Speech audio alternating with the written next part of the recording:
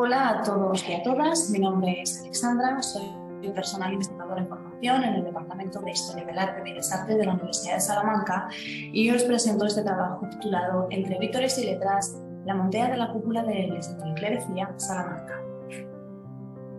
El Real Colegio de la Compañía de Jesús de Salamanca es un enorme complejo arquitectónico en el que se observan los diferentes estilos del barroco que convivieron en el entorno salmantino durante los más de 150 años que duró su construcción. Su origen se remonta al año 1601, cuando la reina Margarita de Austria realizó con motivo de su inminente nombramiento un testamento en el que dejaba constancia de su deseo de que se fundase en Salamanca un colegio perteneciente a la Compañía de Jesús. Por ello, reflejó en sus últimas voluntades que, en el caso de fallecer durante el parto, se destinasen 80.000 ducados a la fundación del colegio. Doña Margarita sobrevivió y el testamento no fue abierto hasta 1611, cuando la reina finalmente murió durante el parto del infante Alfonso.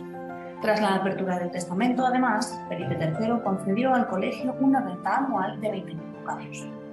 La fundación de este colegio se debe a la unión de los dos poderes fundamentales de la época, la monarquía y la Compañía de Jesús, quienes pretendieron manifestar el poder que ambos tenían y quisieron promover la persuasión a través de las emociones que un edificio de tales características ofrecía. En 1614, el rey mandó a su secretario junto al arquitecto real, Fray Alberto de la Madre de Dios, para que diseñase las trazas del complejo. 2 años después, Felipe III envió a otro de sus secretarios, acompañado esta vez por Juan Gómez de Mora, quien realizó finalmente el proyecto. Serán sus trazas las que se mantengan vigentes prácticamente durante todo el proceso de construcción, aunque en 1642 se hizo cargo de las obras el jesuita Pedro Mato, quien modificó algunos detalles de los planos. Gómez de Mora planteó un complejo de unos 7.000 metros cuadrados en forma de U, con el templo en el lado nordeste y las dependencias estudiantiles en torno a un gran patio. Álvarez Villar describe esta compleja planta edilicia como una gran águila a la que le faltaría una de sus alas, siendo la planta del templo la cabeza y el cuerpo del ave, la sacristía y las dependencias residenciales la cola, mientras que el gran patio de los estudios formaría un ala. En 1994, Fernando Marías localizó en la Biblioteca General Histórica de la Universidad de Salamanca la supuesta primera traza, que algunos atribuyen a Fray Alberto de la Madre de Dios y otros a Juan Gómez de Mora. En ella se dibuja una planta casi cuadrada en la que se aúna la tradición de la arquitectura hospitalaria, la influencia del Escorial, las principales características de la arquitectura jesuítica, sin olvidar la aportación del primer colegio jesuita de la ciudad en la configuración de las galerías o azoteas superiores abiertas que coronaron los pabellones norte y sur del edificio, los llamados paseadores. El 12 de noviembre de 1617 se colocó la primera piedra en la fachada de la iglesia, evento que trajo consigo una festividad que duró varios días. La dirección de las obras fue pasando de mano en mano durante varios años, resultando fundamental la etapa en la que Pedro Mato estuvo al frente de la fábrica del templo, quedando las obras bajo su supervisión. Llegó con la fábrica muy avanzada, cuando el templo ya contaba con los arcos torales y las pechinas de la cúpula. La iglesia sigue el llamado modo nostro jesuita, de nave única, con capillas laterales entre contrafuertes comunicadas por pasillos, de amplio crucero y profunda cabecera de estero plano. Gran protagonismo del crucero, que se cubre con una enorme cúpula, logrando la integración espacial. Se consigue un amplio y unitario espacio que facilita la congregación de los fieles y su participación en los actos litúrgicos, creando una iglesia congregacional que daba respuesta a los ideales contrarreformistas. Presenta robustos pilares acanalados que conducen a la fantástica bóveda de medio cañón perforada por lunetos que permite el paso de la luz al interior de la iglesia. La gran cúpula aporta mayor luminosidad, centrando la atención en la zona del crucero. Las pilastras acanaladas de orden dórico soportan un gran entablamento que recorre el contorno del templo y que sujeta a su vez la bóveda de lunetos. Las obras del templo se llevaron a cabo entre 1617 y 1660, consagrándose en 1665. En opinión de Rodríguez Gutiérrez de Ceballos, la disposición del crucero sería concepción personal del padre Mato, desproporcionado en comparación con el resto de la iglesia y de gran envergadura en la cúpula encarnada de cubrirlo. El peso de la bóveda pudo provocar un derrumbamiento de esta pero en 1686 Juan Setién Güemes tapió algunas de las ventanas de la bóveda para evitar el desplome de la enorme masa de piedra. Es en este contexto en el que tenemos que enmarcar la montea de la que hablaremos a continuación, pero antes es importante señalar cómo encontramos este lineamiento. El 28 de noviembre de 2017 se inauguró la exposición de Vítores y Letras, señas de identidad de Salamanca para el mundo, en la que se hacía un recorrido histórico por uno de los elementos característicos del entorno salmantino, los vítores. Observando el cartel promocional, nos dimos cuenta de que en una de las letras que compone la palabra Salamanca, exactamente en la A coronada, aparecían una serie de rasguños que llamaron nuestra atención. Efectivamente, al acercarnos a la localización de dicha letra, pudimos observar una montea de grandes dimensiones. Fue en ese momento cuando nos dimos cuenta de que podría tratarse de la montea de la cúpula que cubre el crucero de la iglesia de la Clerecía. La bóveda es una media naranja, maciza y pétrea, soportada sobre pechinas y tambor de 14 metros de luz y rematada con una linterna y cupulín que amplía su altura con un pilar.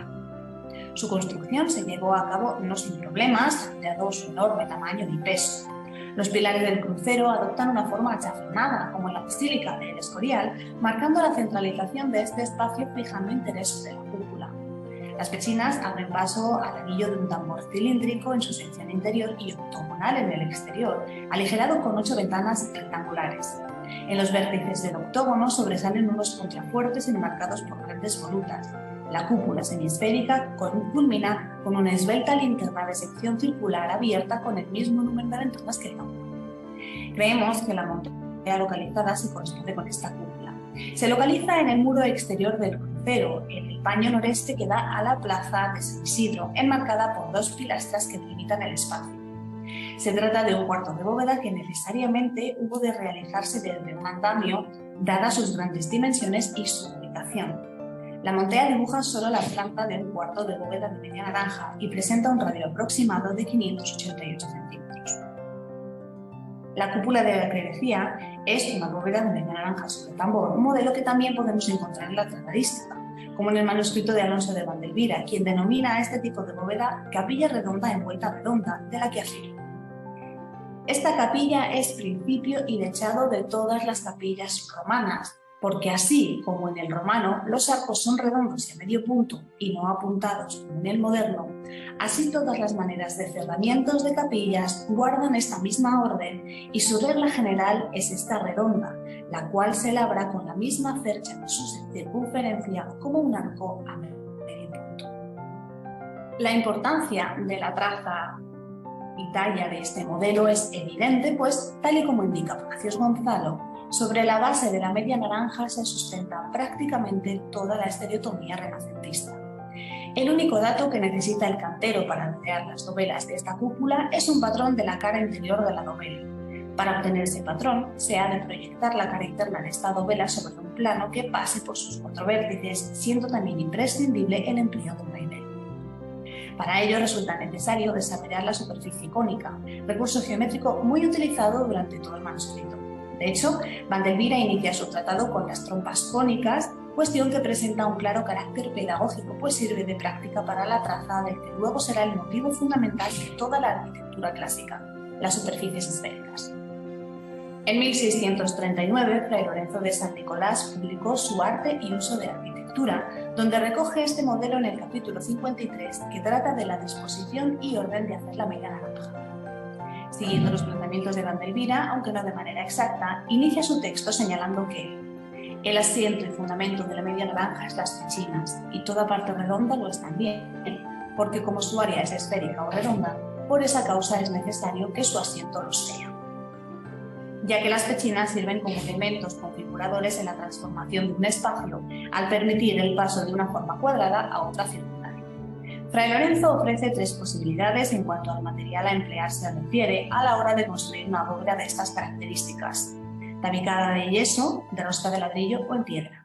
En el caso de querer incluir una linterna, es muy específico al indicar que puede en una de 2 formas, que es dejándola debajo de la misma armadura del tejado y que reciba luz por las 4 guardas, y la otra es sobrepujando encima de la armadura, viniendo los pares a rematar en una caja de madera cuadrada según el espacio de la linterna, levantando la media naranja hasta el alto del remate de los pares y de encima hacer, con una forma de bienestar cuadrada con sus ventanas en el necto, o haciéndole ochavado y por cada ochavo darle su ventana para que por ella reciba luz la media naranja.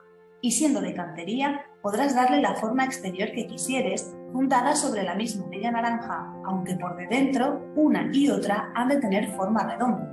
El diámetro de la linterna ha de ser por la cuarta parte del diámetro de la media naranja y el alto de la linterna ha de ser diámetro y medio.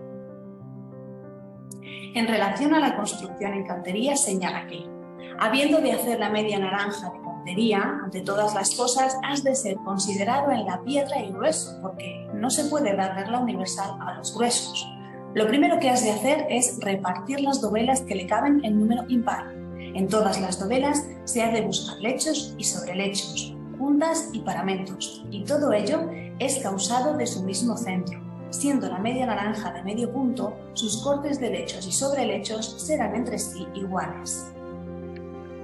Incluye el dibujo de un diseño que puede servir de modelo, aunque está incompleto. En relación con la inclusión de una linterna, aclara que la adornarás con algunas pilastras y cornisamentos. Solo advierto que este ornato sea más crecido, por lo que disminuye la vista.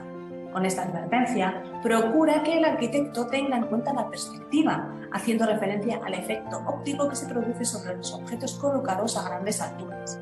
Esta recomendación nos ayuda a entender hasta qué punto Fray Lorenzo supervisaba cada detalle constructivo. Las trazas incluidas en los tratados de Valdelvira y Fray Lorenzo, a pesar de que la de este último aparece incompleta, presentan bastantes similitudes. En ambas, además de la planta, se incluye el método de conos de revolución desarrollado en el dibujo para la talla de las dovelas, al que debe añadirse el uso del vaivén, tal y como hemos señalado. Esta información relativa a la talla de las dovelas no se encuentra incluida en la montea localizada en el exterior de la clerecía. En este caso, solo se han señalado las líneas relativas a la planta y muchas están incompletas. Por otro lado, hemos de señalar de nuevo que se trata de un cuarto de la bóveda y aunque lo habitual hubiese sido realizar la totalidad de la montea de la cúpula, al tratarse de una pieza de geometría regular, los canteros podían trabajar por simetría a la hora de realizar las plantillas, posterior labra de las distintas piezas y finalmente el montaje de la cúpula. Resulta especialmente significativo el hecho de que esta montea haya pasado inadvertida, ya que se encuentra en un lugar de mucho tránsito y en un edificio de gran significación de la ciudad. Si bien entendemos que no es fácil todo observarla, al encontrarse justo delante de ella un ciprés de gran altura. Por otro lado, cabe señalar que en el interior de la iglesia se localiza un verdadero cuaderno de cantería escondido entre sus muros, que tampoco ha tenido gran repercusión, con lo que no nos ha sorprendido del todo esta circunstancia. Las monteas forman parte del patrimonio arquitectónico. Son tan importantes para su propia historia como las piedras que le dan forma o los cuadros que lo adornan. Aportan información sobre los procesos constructivos llevados a cabo en la propia fábrica, además de indicar los métodos docentes aplicados a los aprendices del taller. Proporcionan datos históricos y constructivos, nos enseñan cómo funcionaban los talleres, sus sistemas de trabajo diario, etc. Pero es que además es imperativo conocer la existencia de monteas, pues nos ayudan a entender los sistemas constructivos del pasado, así como el arte de la cantería, sobre todo a la hora de abordar la restauración o rehabilitación de un monumento en piedra. En definitiva, todos estos elementos forman parte de la esencia de los monumentos en los que se encuentran. Ignorarlos por pensar que carecen de interés, que no sirven para nada, únicamente es sinónimo de nuestra propia ignorancia. Y es cierto que hoy no tienen un uso como tal, pero en su momento lo tuvieron. Las monteas servían para tallar la piedra que después daba forma a cada una de las estancias de un edificio. Únicamente por esto deberíamos ser considerados con este tipo de elementos. Pero es que además resultan muy atractivos para la gente porque es algo desconocido. En mi experiencia he podido comprobar cómo las monteas causan gran interés en la audiencia si se le explica qué son y su importancia de manera clara. Son parte esencial del patrimonio arquitectónico y por ello hay que proteger su existencia y difundir su presencia más allá de los foros académicos, porque si algo no se conoce, no va a generar interés para su propia protección. Muchas gracias por su atención.